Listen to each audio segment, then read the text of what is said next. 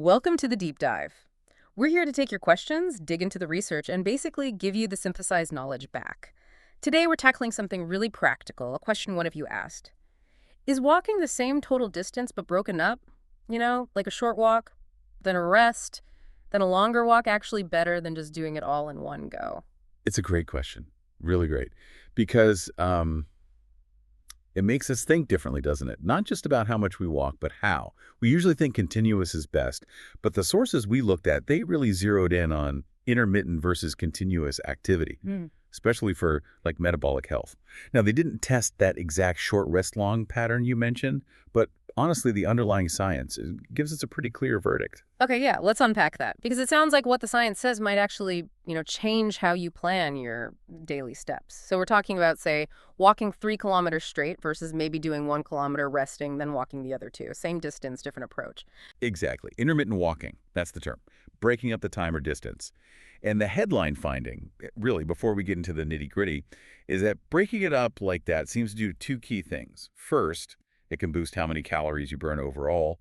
And second, it's really good for your metabolic health.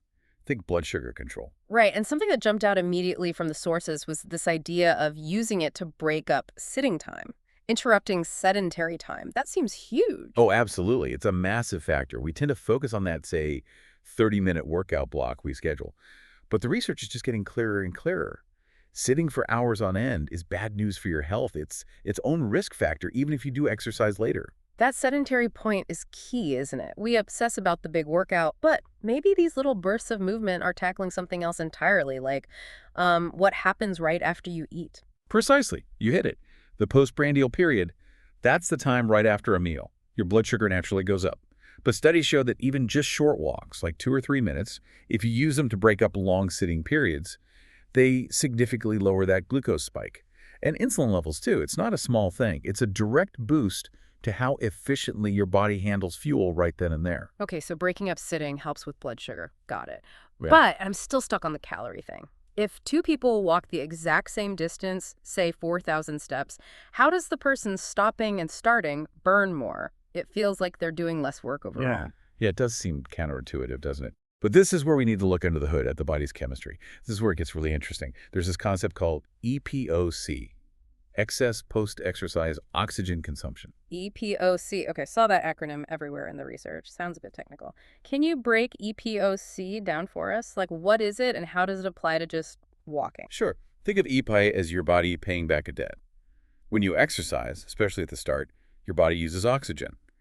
EPIC is the extra oxygen your body keeps consuming after you stop exercising.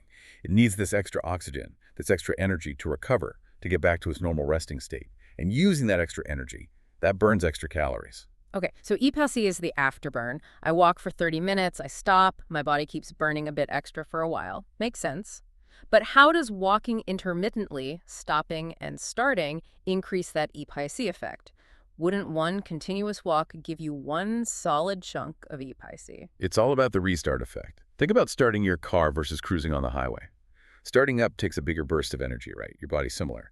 When you start walking after resting, even for a short bit, your body has to ramp everything up again. Muscles, heart, breathing. That initial ramp up costs more energy, needs more oxygen than just maintaining a steady pace. Okay, like accelerating versus cruising. Got it. So every time you stop and restart your walk. You're essentially triggering that energy-expensive startup phase again and again. You're multiplying the initial oxygen debt and the subsequent EPOC. Right. You get that initial hit multiple times instead of just once. Exactly. And the numbers on this, they're actually pretty staggering. Some of the research you sent over show that walking or even climbing stairs in really short bouts, like just 10 to 30 seconds of effort, then rest needed 20 to 60% more oxygen overall compared to doing the same total distance continuously. Whoa, hang on. 20 to 60% more oxygen just by breaking it up? That's a huge difference in metabolic cost for the exact same distance covered. That really is optimization. It kind of is like a physiological cheat code, yeah. Yeah. When you start moving, especially quickly, your body might briefly rely on anaerobic energy pathways, which are very demanding, before the aerobic system fully kicks in. Each time you stop and restart, you force that scramble again. The cumulative effect on EPOC can be significantly larger than one single steady walk. Okay, so better glucose control, potentially way more calories burned because of this repeated EPOC effect. What else? What are the other practical wins for intermittent walking? Well, we've covered metabolic health, lowering blood sugar after meals. That's a big one. But let's think about endurance. It's easy to think rest is just stopping. Yeah, that's a good point, because if my main goal is cardiovascular fitness, like strengthening my heart, doesn't keeping my heart rate up continuously for 30 minutes beat stopping and starting. Is there a trade-off? That's a really important question. Yeah. And yes, there's nuance. If you're training for a marathon, aiming for peak aerobic capacity, those long, steady state efforts are absolutely vital, no question. But for most people listening, whose goals are likely general health, maybe weight management, longevity, the metabolic benefits and the calorie burn from intermittent walking might actually be more valuable overall. Plus, interrupting the walk doesn't mean your heart rate plummets to nothing. It just means you're changing the pattern of the effort. And that ties back into endurance for many people. Think about someone with chronic pain, or maybe MS, or even just someone starting out who finds a long walk really tough. For them, those built-in rest periods aren't failure, they're strategy. They allow recovery, meaning they can often walk for a longer total time or distance than they ever could continuously. It helps build capacity safely. Huh. So rest becomes a tool to do more, not less. That reframes it completely. Exactly. And then there's the biggest advantage for many of us, just making it happen. Sustainability. Let's be honest, finding a solid hour for a walk every single day, Yeah. that can feel overwhelming. People skip it. Yeah. But breaking it down, maybe 2 15-minute walks, plus a few 5-minute bursts when you get up from your desk, Yeah. that feels doable. Much more achievable for most schedules. It's the less daunting factor. Yeah. Makes total sense. If it feels easier to fit in, you're way more likely to actually do it consistently. And consistency wins in the long run. Plus, you mentioned fat burning earlier. Something about that, too. Right. Because of that bigger EPOC effect we talked about, some studies suggest that doing several short bursts might actually be better at mobilizing and burning fat than one longer, steady session. Yeah. You're essentially keeping that calorie-burning recovery process going maybe multiple times throughout the day instead of just in one block after exercise. Okay, this is all making a lot of sense. So let's bring it back to the listener's specific idea. The short walk, rest, longer walk structure. The research didn't test that exact sequence, but based on everything we've discussed, how might that specific pattern work? What are the benefits there? Well, I think that structure is actually quite clever. It seems to combine the best bits of what we've learned. That initial short walk, think of it as metabolic priming. It breaks up potentially long sitting time, gets that glucose usage going, wakes up the muscles, and triggers that first important hit of EPOs. It's like warming up the engine and getting those initial metabolic benefits banked before the main effort. So it's a deliberate kickstart, not just a random walk. And the rest period in the middle, what's its role? The rest is crucial. It allows for some recovery.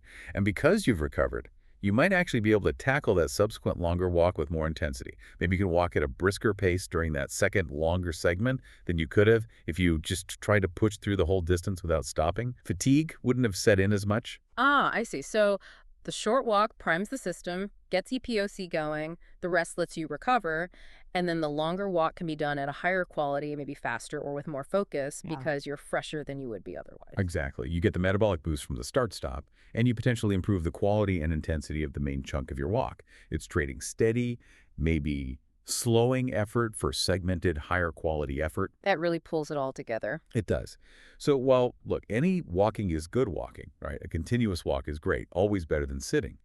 But the evidence really stacks up to suggest that breaking it up, using those rest periods strategically, is likely more effective.